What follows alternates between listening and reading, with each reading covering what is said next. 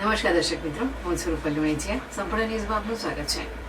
Gujarat CID ક્રાઇમના cyber centre of excellence દ્વારા રાજ્યમાં અત્યાર સુધીમાં સૌથી મોટું ઓપરેશન પાર પાડીને 77 કરોડથી વધુની છેતરપિંડી કરનાર ગેંગને ઝડપી પાડવામાં આવી છે.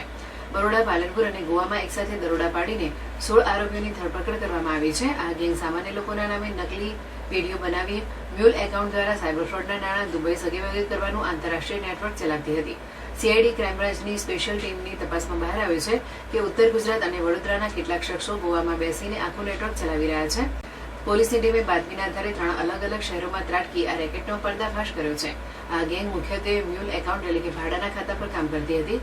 મુખ્ય સૂત્રધાર કિરણ જોશી અને જીતુભાઈ ઠક્કર દ્વારા ગરીબ કે મધ્યમ વર્ગના લોકોનો સંપર્ક કરવામાં આવતો.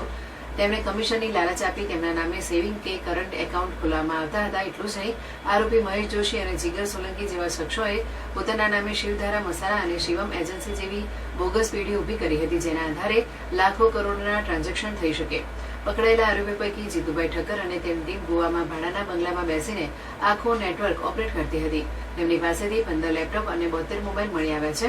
ટેકનિકલ એનાલિસિસમાં ચોંકાવનારી વિગતો ખુલી છે કે આ લોકો વોટ્સએપ અને ટેલિગ્રામ દ્વારા દુબઈના હેન્ડલર્સ અને સાથે સતત સંપર્કમાં હતા.